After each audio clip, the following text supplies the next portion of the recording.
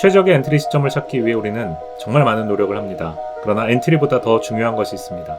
그것은 엔트리하지 말아야 할 때를 아는 것입니다. CPI와 PPI 발표가 있었던 2월 둘째 주, 여러분의 트레이딩은 어떠셨습니까? 이번 주에도 여러분과 함께 이야기하고 싶은 주제가 참 많았습니다. 그 중에서도 오늘 여러분과 나누고 싶은 이야기는 엔트리 시점을 찾는 것보다 더 중요한 것이 있다라는 것입니다. 최적의 엔트리 시점을 찾기 위해 우리는 정말 많은 노력을 합니다. 그러나 엔트리보다 더 중요한 것이 있습니다. 그것은 엔트리하지 말아야 할 때를 아는 것입니다.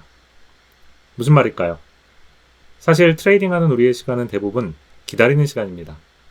데이 트레이딩에서 매매 시점을 찾는 것은 스나이퍼가 기회를 노리는 것과 유사합니다. 최고의 타이밍을 노려 일발필사를 노리는 것이죠. 트레이딩도 마찬가지입니다. 바로 이 시점을 찾기 위해서 우리는 스마트머니를 공부하는 것이죠. 그렇다면 바로 이 일발필사를 노릴 수 있는 이 시점을 찾기까지 우리가 해야 할 일은 무엇일까요? 기다리는 것, 인내하는 것입니다. 많은 트레이더들이 조급함 때문에 겪지 않아도 될 손실을 겪습니다. 그리고 이렇게 한 번의 실수가 우리의 계좌를 박살냅니다. 오늘은 2월 14일이고 금요일입니다. 바로 이 지점 11시 50분 매크로를 보여드리면서 제가 왜 이 미라클 엔트리 셋업이 나왔음에도 진입하지 않고 참을 수 있었는지 여러분께 보여드리려고 합니다. 11시 50분 매크로 미라클 엔트리입니다. 11시 50분 매크로 오프닝 가격이 바로 여기에 있습니다. 가격이 오픈되고 가격의 흐름을 보면서 매크로 미라클 엔트리 셋업에 해당되는 4가지 질문을 하면서 이 셋업에서 우리가 엔트리를 할 수 있는가 하는 것을 보려고 합니다. 먼저 보실 것은 위에 있었던 런던 고점입니다. 런던 세션은 새벽 2시에서 5시까지 시간인데 그때 만들었던 런던 고점이 이곳에 있습니다. 4가지 질문을 하죠. 항상 매크로 미라클 엔트리는 첫 번째 유동성 흡수가 있었는가, 두 번째 급격한 시장 구조 전환이 일어났는가, 세 번째 균형 가격이 형성되었는가, 네 번째 타겟으로 삼을 유동성이 분명한가 하는 것을 물어봅니다. 하나씩 차례로 보면서 이와 같은 이 크리테리아에 맞는지 우리가 한번 살펴봤으면 좋겠습니다. 자, 매크로에서 오프닝 이 가격이 여기입니다. 이곳에서 시작하자마자 이쪽에 있었던 유동성을 흡수했습니다. 그러니까 유동성 흡수가 일어났죠. 이곳에 있었던 유동성을 흡수하면서 가격이 아래로 내려왔습니다. 그러니까 이곳에서 이제 유동성이 흡수되었기 때문에 가격은 유동성 흡수 이후에 상승하는 움직임으로 올라가고 있습니다. 그러니까 가격이 급격하게 하락하고 가격이 급격하게 상승하는 움직임이 나타났죠. 전형적인 매크로 미라클 엔트리 셋업의 첫 번째 크리테리아에 해당되는 부분이죠. 급격한 시장 전환이 나타났다는 것은 어디서 볼 수 있나요? 그렇습니다. 여기 2가지로 나타난 첫 번째 여기 하향 페어밸류 갭이 나왔고 그리고 이어서 상향 페어밸류 갭이 또 여기에 이렇게 나오고 있습니다. 그러니까 상향 페어밸류 갭과 하향 페어밸류 갭이 이렇게 연달아 나타나면서 가격 전체가 급격하게 하락했다가 상승하는 모습을 보여주고 있습니다. 그러면서 균형 가격이죠. 페인트 칠하는 것에 제가 비유를 하는데 아래로 내려가는 이 흐름과 위로 올라가는 흐름이 연달아 나오면서 이제 이쪽 지역에 있는 이 부분이 전체적으로 균형을 다 이루었다고 할 수 있죠. 그래서 특별히 여기 아래로 내려가는 페어밸류 갭과 위로 올라가는 페어밸류 갭이 연달아 나타나면서 이 지역 전체가 이제 BPR이 되는 것입니다. 균형 가격이 되었죠. 그러니까 이 부분에서 이제 가격이 더 이상 아래로 내려오지 않을 것이라고 우리는 예상해 볼 수 있습니다.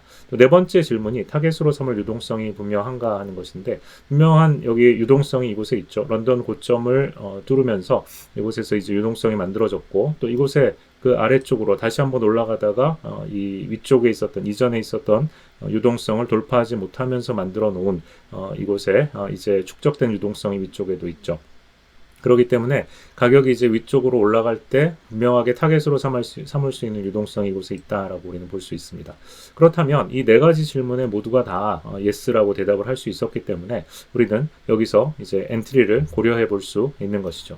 엔트리를 만약에 했다면 우리는 이 지점에서 엔트리를 했을 것입니다. BPR을 가격이 넘어서서 이제 이 위쪽에 있는 유동성을 향해서 올라갈 것이라고 예상하고 있기 때문에 이 지점에서 우리가 엔트리를 해서 이곳을 타겟으로, 그리고 여기에서 만들었던 이 저점, 이전 저점이죠. 이 BPR을 만들면서 만들어 놓은 이 유동성 아래에다가 우리의 손절점을 두고 엔트리가 가능했을 것입니다. 그래서 예상대로라면 이곳에서 이제 엔트리가 이루어지고 이곳의 유동성 위쪽에 있는 타겟을 목표로 해서 우리는 이와 같이 큰 수익을 올릴 수 있는 그런 구조였었습니다. 그런데 저는 이 11시 50분 매크로에서 엔트리를 하지 않았습니다. 기다릴 수 있었어요. 그 이유가 무엇이었을까요? 몇 가지 단서가 있었기 때문입니다. 들어가지 말아야 될 이유가 있었기 때문입니다. 그 들어가지 말아야 할 이유를 오늘 여러분들께 설명드리려고 합니다. 들어가지 말아야 될 이유를 보는 것이 사실 들어갈 명확한 이유를 찾는 것보다 더 중요합니다. 들어가야 될 이유를 찾는 것은 당연한 것이고요. 그러나 이 엔트리가 성공하지 못할 수도 있다라는 가능성은 항상 열려 있습니다. 어떤 셋업도 100%인 것은 없습니다. 그렇다면 확률을 높이기 위해서 우리가 해야 될 것은 무엇일까요? 그럴듯해 보이는 엔트리라고 할지라도 그 엔트리가 실패할 이유를 찾아보는 것입니다. 여기서 우리가 실패할 이유를 찾으면 이 실패할 이유가 이 엔트리가 성공할 이유보다 훨씬 더 크다, 비중이 크다라고 한다면 우리는 그 엔트리를 하지 말아야 되는 것이죠. 제가 오늘 이 11시 50분 매크로에서 엔트리 하지 않았던 이유는 크게 세 가지가 있었습니다.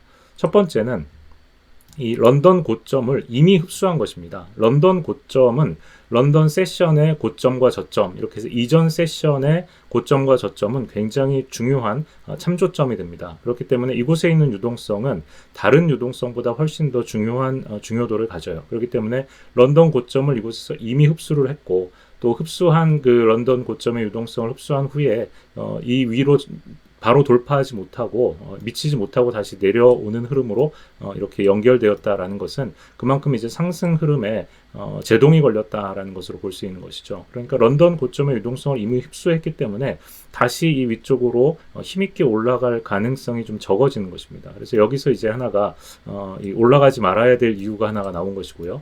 그 다음에 유동성이 위쪽에 이렇게 포진되어 있지만 중요한 유동성이지만 런던 고점을 돌파하면서 만든 유동성이죠. 이 유동성이 중요한 타겟이 될 수 있지만 또 한 가지 우리가 봐야 될 것은 우리가 엔트리 하려고 하는 이 시점보다 아래쪽에 이 유동성들이 지금 조성되어 있다는 것입니다. 보시면 여기에 이제 아래쪽에 있는 이 매도 사이드에 이 유동성이 지금 이곳에 있죠. 매도 측 유동성이 있습니다. 또 이곳에도 유동성이 또 아래에 놓여 있어요. 그러니까 유동성이 지금 여기에 계속해서 이렇게 중첩돼서 나타나고 있죠. 그리고 마찬가지로 여기에도 지금 이렇게 유동성을 만들어 놓은 상태입니다. 그러니까 유동성이 지금 이렇게 세 군데나 지금 이렇게 조성되고 있죠. 축적되고 있습니다.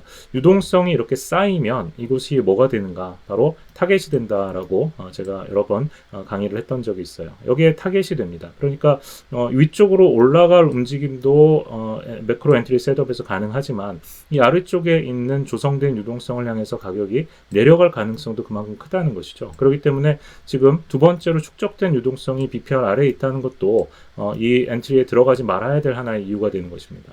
또 한 가지는 금요일이기 때문입니다. 금요일인데 이번 한 주 동안 여러분이 이번 주간 차트를 쭉 보시면 지난주와 마찬가지로 또 지지난주도 그랬지만 계속해서 이제 가격이 위로 상승하는 움직임을 보였습니다. 상승하는 움직임을 보여서 금요일에 최고점을 찍고 아래로 이렇게 내려오면서 끝이 나게 되는 이제 그런 전형적인 금요일의 상승 흐름의 마지막 날의 모습을 보여주고 있었어요.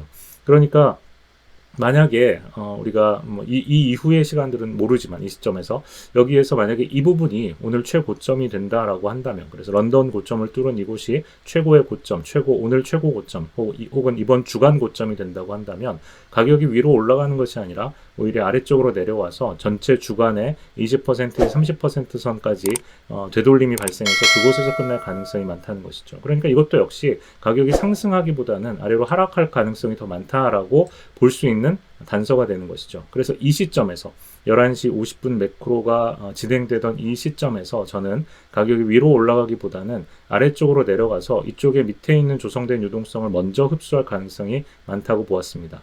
조성된 유동성을 흡수한 다음에는 어떻게 될까요? 다음에는 우리가 금요일 특성 TGIF 셋업에서 본 것처럼 바로 이곳을 최고점으로 두고 아래로 가격이 내려가는 흐름으로 이어질 수도 있고요.